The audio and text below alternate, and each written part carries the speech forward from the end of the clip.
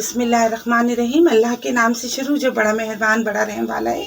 अस्सलामु अलैकुम व्यूअर्स, कैसे हैं आप लोग? खैरियत से हैं? हंसते रहिए, खुश रहिए, मुस्कुराते रहिए, अल्लाह ताला का शुक्र अदा करते रहिए। अल्लाह ताला ने हमें बेशुमार नेमतें दी हैं, जिसका जितना भी शुक्र अदा किया जाए कम है। आज मैं आपके लिए बड़ी ज़बरदस्त सी रेसिपी बना रही हूँ। मैं बना रही हूँ सर्दियों की मुनासबत से शलजम गोश्त। मैंने ये शलजम लिए, 1 किलो शलजम है ये मैंने इसको अच्छी तरह धो लिया था। धोने के बाद बारीक मैंने काट लिया। ये देखिए इस तरह होते हैं ये, इनकी जो जड़ें होती हैं वो मैंने काट दी हैं और इस तरह मैंने बारीक बारीक शलजम काट लिए। ये मैंने आधा किलो से थोड़ा ज़्यादा ही गोश्त लिया है। ये मैंने 3 दरमियानी साइज की प्याज़ें काटी हैं। ये मैंने आधा किलो टमाटर लिए हैं। यह हल्दी है, जो मैंने आपको बताया था कि हल्दी इस मौसम में, सर्दियों के मौसम में बिल्कुल ताज़ी आती है। आप अपने खानों में ज़रूर इस्तेमाल। 1 चम्मच भर के मैंने लहसुन अदरक लिया है। 1 कप भर के मैंने ऑयल लिया है। ये मैंने सरसों के तेल में बना रही हूँ। सब्ज़ी ज़्यादातर सरसों के तेल में बहुत ज़बरदस्त लगती है, बहुत अच्छा टेस्ट आता है। 1 चम्मच भर के मैंने लाल पिसी हुई मिर्चें ली हैं। 2 चम्मच मैंने पिसा हुआ धनिया लिया है। नमक हस्बे जायका है और ये गरम मसाला है पिसा हुआ। तो बिस्मिल्लाह करते हैं, अपनी रेसिपी शुरू करते हैं। सबसे पहले ऑयल गरम कर लेते हैं। ऑयल गरम करते हैं क्योंकि ये सरसों का तेल है, इसे गरम होने में 5 मिनट लगेंगे। ये साफ हो जाएगा अच्छी तरह। उसके बाद हम प्याज लाल करते हैं।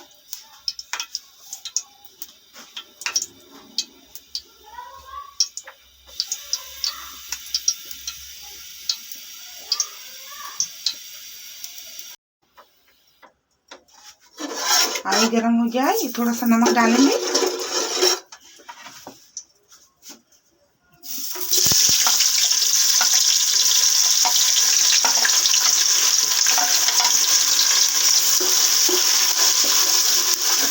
प्याज को फ्राई कर लेंगे।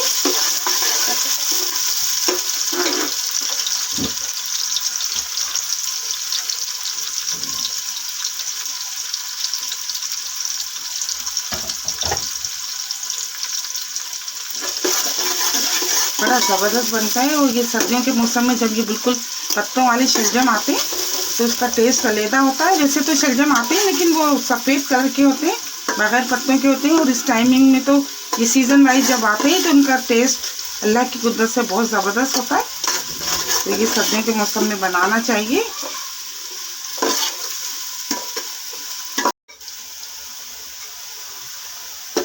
प्याज ब्राउन हो गई है, इसमें गोश्त शामिल कर देंगे।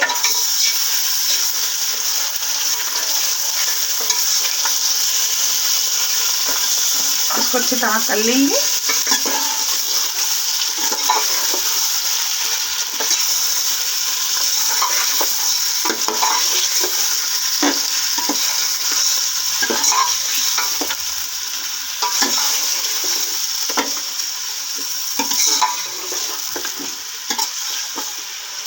ये हमारी भावा जी 10 नंबर में रहती है, उनकी फरमाइश पे बन रहा है। उन्होंने बहुत फरमाइश की थी और उन्हें मेरे हाथ पे शलजम गोश्त बहुत पसंद आता है, तो ये मैं आज उनके लिए बना रही हूँ, उनकी फरमाइश पर। वो भी खुश हो जाएंगी।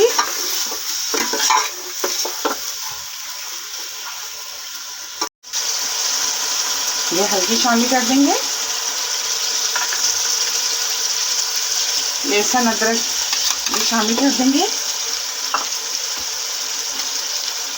नमक, मिर्चें हैं, धनिया, गरम मसाला आखिर में इस्तेमाल करेंगे। मसाले को भून लेंगे अच्छी तरह।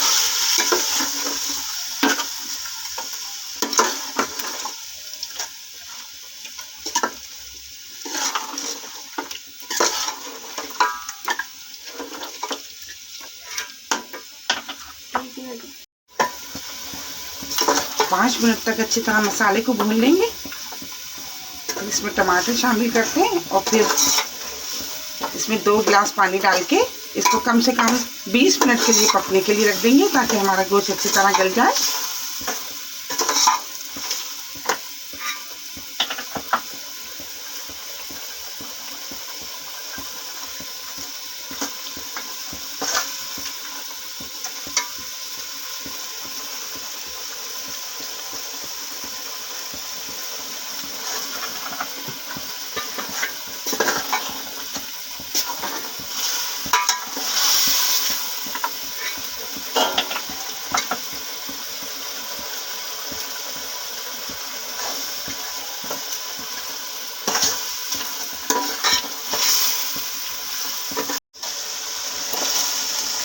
टमाटर शामिल करती हैं।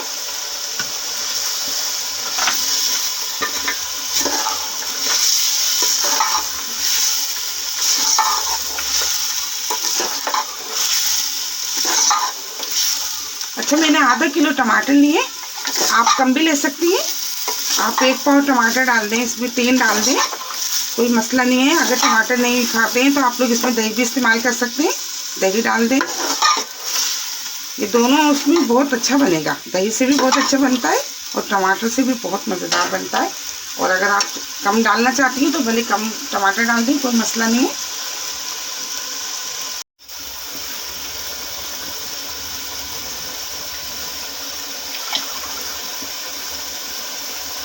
दो गिलास पानी शामिल कर देंगे।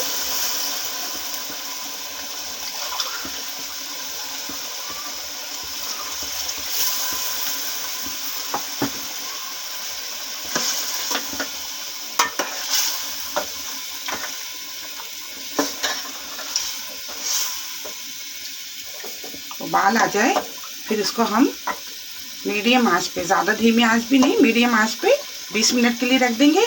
20 मिनट के बाद मसाला भूनने के बाद हम शलजम इसमें शामिल कर देंगे और फिर ये हमारा बेहतरीन सा शलजम गोश्त तैयार हो जाएगा।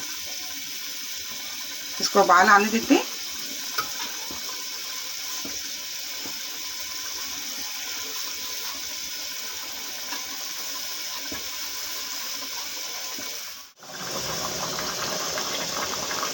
उबाल आ गया है, इसको ढक देते हैं। अब 20 मिनट के लिए हम मीडियम आंच पे रख देंगे। उसके बाद मसाला भून के फिर हम शलजम शामिल कर देंगे।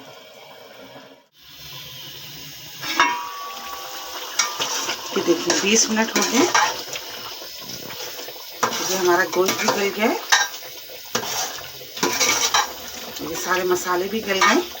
अब हम इसमें शलजम शामिल कर देंगे ताकि ये शलजम का पानी और ये सब एक साथ ही गल जाए और खुश्क हो जाए। हम इसको बिल्कुल भुनावा नहीं रखेंगे, हल्का इसमें शोरबा रखेंगे।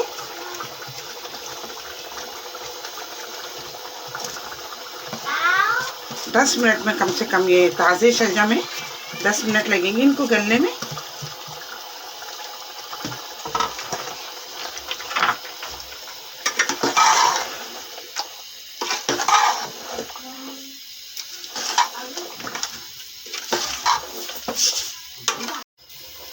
ये गरम मसाला शामिल कर देंगे।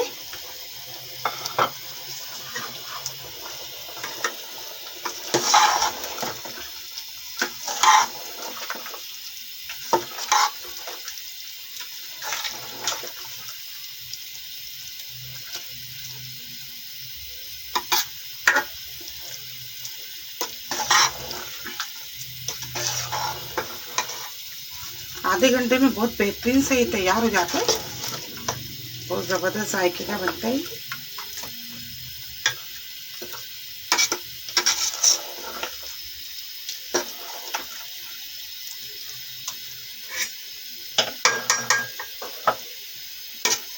दस मिनट के लिए हम इसको धीमी आंच पे रखेंगे ताकि हमारे शलजम अच्छी तरह गल जाए और फिर ये हमारा शलजम गोश्त तैयार।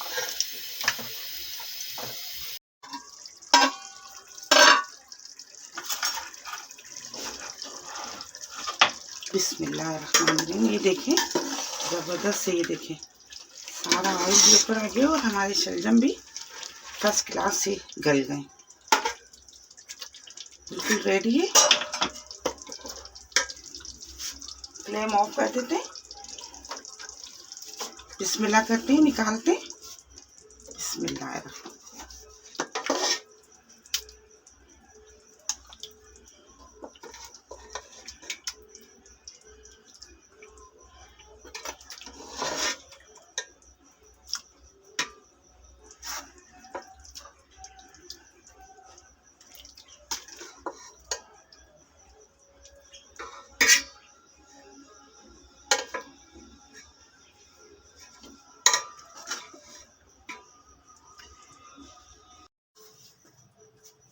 ये देखिए माशाल्लाह से ज़बरदस्त किस्म का बहुत ही ज़्यादा स्पाइसी शलजम गोश्त बिल्कुल तैयार हो गया है, रेडी है। बस आप इसे चावलों के साथ खा सकते हैं, बाजरे की रोटी के साथ भी बहुत ज़्यादा जायके का लगता है, चपातियों के साथ, पराठे के साथ, हर तरह से आप इसका जायका ले सकते हैं। इसको ज़रूर बनाइएगा, ज़रूर ट्राई कीजिएगा। मेरी वीडियो आपको पसंद आती है तो प्लीज़ आप इसको लाइक क्या करें, शेयर क्या करें अपने दोस्तों के साथ, सब्सक्राइब क्या करें। बहुत सारी दुआएं आपके लिए। अल्लाह ताला आपका दस्तरखान जहाँ भर की नेमतों से हरा भरा रखे। दुआओं में याद रखिएगा इसी दुआ के साथ कि दोबारा मिलेंगे। अल्लाह हाफिज़।